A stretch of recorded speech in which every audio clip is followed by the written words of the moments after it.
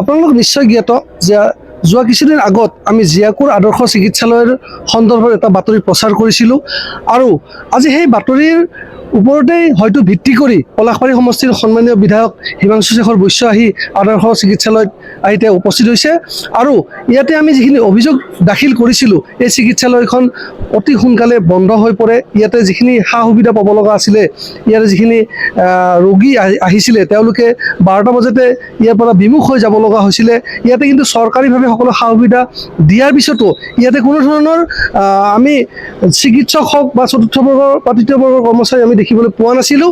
আমি এই সন্দৰ্ভত এক বাতৰি প্ৰচাৰ কৰিছিলোঁ প্ৰাতঃৰামৰ মাধ্যমেৰে আৰু আজি অৱশেষত আহি পলাশবাৰী সমষ্টিৰ সন্মানীয় বিধায়ক হিমাংশু শেখৰ বৈশ্য ডাঙৰীয়াই ইয়াতে উপস্থিত হৈছে আৰু আমি আপোনালোকক তেখেতৰ মুখেৰে আমি এই চিকিৎসালয়খনৰ সন্দৰ্ভত আমি কিছু কথা দেখাবলৈ চেষ্টা কৰিম।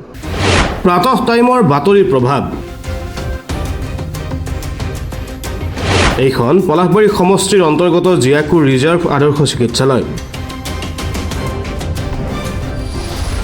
বাহিৰে ৰংচং ভিতৰি কোৱা ভাতুৰি সদৃশ পৰিৱেশৰ বাতৰি আমি সম্প্ৰচাৰ কৰিছিলোঁ।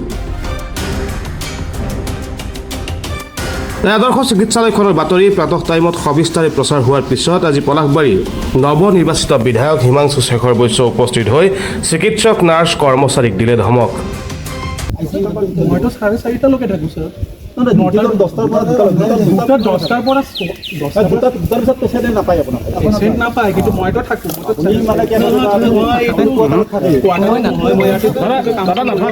আমি 2টা বজাত নিউজ কৰিছোঁ গেটত তলা মৰা। এইবিলাক নকৰিব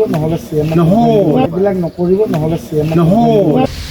পলাশবাৰী সমষ্টিৰ অন্তৰ্গত জিয়াকুৰ ৰিজাৰ্ভ আদৰ্শ চিকিৎসালয় দুপৰীয়া প্ৰায় 1 বজাৰ পিছত দুৱাৰত ওলমি থাকে তলা। দিনৰ প্ৰায় 3 ঘণ্টামানহে ৰাইজৰ সেৱাৰ বাবে খোলা থাকে যদিও চিকিৎসক নাৰ্ছ কৰ্মচাৰী বেছিভাগেই উপস্থিত নাথাকে চিকিৎসালয়ত।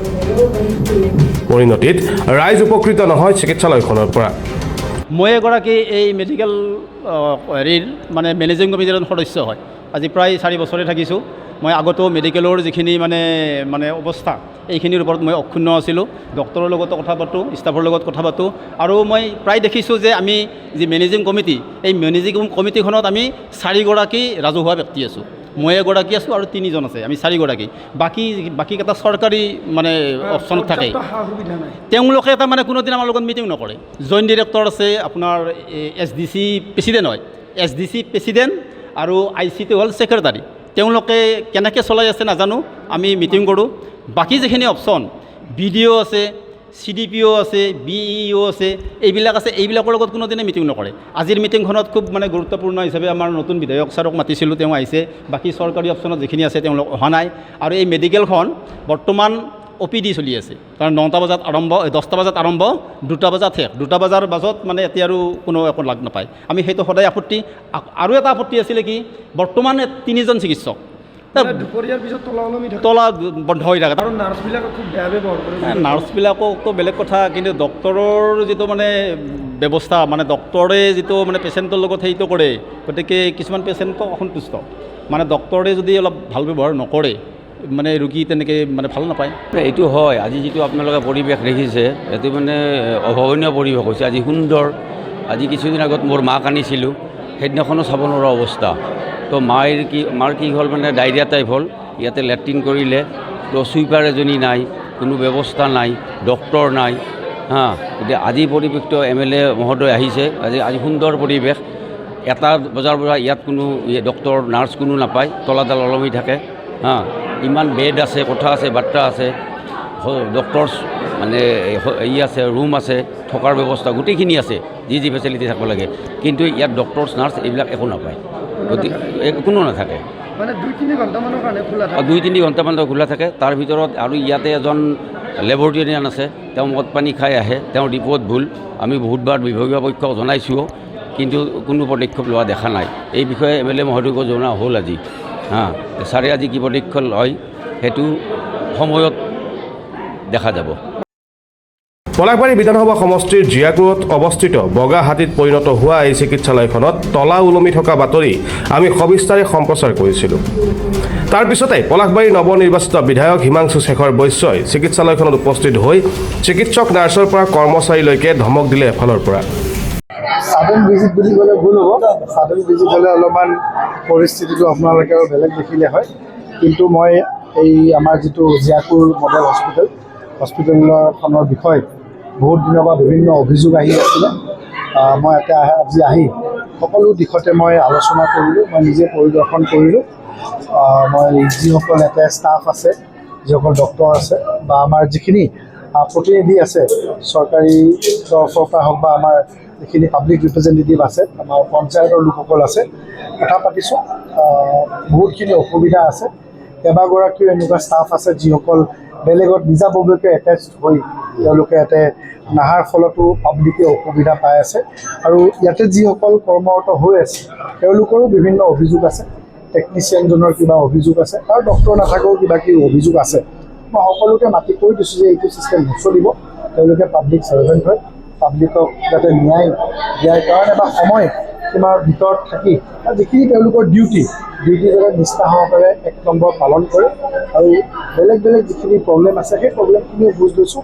মই যাতে বায়'মেট্ৰিক মেচিন দিবলৈ ব্যৱস্থা কৰিব দিছোঁ, যিটো আমাৰ ডিষ্ট্ৰিক্টৰ ADC মনালিছা বাইদেউ, তেওঁক কৈছোঁ। জইণ্ট ডাইৰেক্টৰকো মই কৈছোঁ।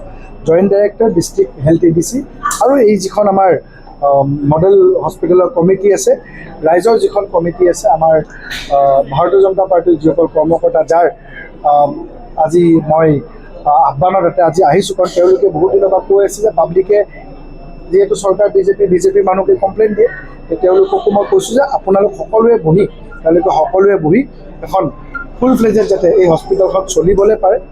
ষ্টাফৰ ষ্ট্ৰেংথ বহুত আছে, কিন্তু তেওঁলোক আহি থকা নাই। মাননীয় মুখ্যমন্ত্ৰী মহোদয়কো মই এই কথাটো অৱগত কৰিম আৰু তেওঁক মই অনুৰোধ জনাম যে অতি শীঘ্ৰে এটা যিটো মূল সমস্যা, নাইট ষ্টাফৰ দৰকাৰ বা নাইট ইয়াতে হেল্থ ফেচিলিটি দৰকাৰ, নাইট হেল্থ ফেচিলিটি ব্যৱস্থা কৰি দিয়াৰ বাবে অতি শীঘ্ৰে মই মাননীয় মুখ্যমন্ত্ৰী তথা বিভাগীয় কৰ্তৃপক্ষক মই আহ্বান জনাম। আৰু ইতিমধ্যে মই কমিউনিকেট কৰিছোঁ। মোৰ বিশ্বাস সকলোৱে আহি পুনৰবাৰ অহা সপ্তাহৰ ভিতৰত বা এই সপ্তাহৰ ভিতৰত তেওঁলোকে মিটিং কৰি যিখিনি অভাৱ অভিযোগ আছে গোটেইখিনি নিৰ্মূল কৰি এটা স্মুথ ছিষ্টেম যাতে চলায়, যাতে ইয়াতে পাব্লিকে আহি হেৰেছমেণ্ট খাবলগীয়া নহয়। যি কাৰণতে এই চিকিৎসালয়খন নিৰ্মাণ হৈছে যাতে সম্পূৰ্ণ চিকিৎসা পোৱাৰ ক্ষেত্ৰত তেওঁলোকে সুবিধা লাভ কৰে। এম্বুলেঞ্চৰ ক্ষেত্ৰতো মই বিষয়টো আলোচনা কৰিবলৈ দিছোঁ। সেই বিষয়টো আলোচনা কৰি মই আকৌ কৈছোঁ যে ডিষ্ট্ৰিক্ট এডমিনিষ্ট্ৰেশ্যন আৰু জইণ্ট ডাইৰেক্টৰ আহি সকলোখিনি সমস্যা সমাধান কৰিব। আৰু গোটেইখিনি মিটিং হোৱাৰ পিছত মই ৰিপৰ্টটো লৈ আমি ফুল ফ্লেজেড, অলপমান টাইম লাগিব 10-15 দিন, আমি বহুত বেছি এমাহৰ ভিতৰত সকলোখিনি আমি ৰেগুলাইজ কৰি দিবলৈ আমি ব্যৱস্থা কৰিম। হয়, তেওঁলোকে কিবা OPDৰ কথা কৈছে। একচুৱেলি OPDৰ আৱাৰ্ছটো লৈ তেওঁলোকে কৈছে আচলতে এটা ইমাৰ্জেঞ্চি ইউনিট থাকিলে সকলো সময়তে মানুহ থকা ব্যৱস্থা কৰা হ'ব বা ব্যৱস্থাটো থাকিব। সেই গোটেইখিনি টেকনিকেল কথাও আছে। আমি চব কথা তেওঁলোকক দুখ দিলেও নহ'ব। টেকনিকেল আৰু ৰাইজৰ ৰিকুৱাৰমেণ্ট দুয়োটাকে খাপ খুৱাই আমি কেনেকৈ ৰাইজৰ সুবিধাৰ্থে আমি কামখিনি কৰিব পাৰোঁ, সেইবাবে এখন হাই লেভেল মিটিং ইয়াতে অতি শীঘ্ৰে কৰি এটা সমস্যাটো সমাধান কৰি এটা স্মুথ ব্যৱস্থা কৰি দিয়া হ'ব। নিশ্চিতভাৱে ৰাইজৰ হকে কাম কৰিবৰ কাৰণে ৰাইজে মোক আজি এই পদটো দিছে বা মোক বিধানসভালৈ যাবলৈ সুযোগ দিছে, বিধায়ক হিচাপে নিৰ্বাচিত কৰিছে। ৰাইজক ন্যায় দিয়াটোৱে মোৰ কাম। ৰাইজক যদি ন্যায় দিব নোৱাৰোঁ, ময়ো ভালকৈ শান্তিত শুব নোৱাৰিম। আপোনালোকে মোক প্ৰশ্ন সুধি থাকিব, মোৰ ৰিপ্লাই দি থাকিব, বেয়া লাগিব। যাতে মই আপোনালোকৰ প্ৰশ্নৰ সন্মুখীন হ'বলগীয়া নহয়, সেনেধৰণে আগন্তুক বছৰত মই কাম কৰিম। নিউজ ডেস্ক ৰিপৰ্ট, প্ৰাতঃ টাইম ডিজিটেল। শদিয়াৰ পৰা ধুবুৰীলৈ, বৰাকৰ পৰা ব্ৰহ্মপুত্ৰলৈ সকলোৰে মাজত চিনাকি এটা নাম প্ৰাতঃ টাইম।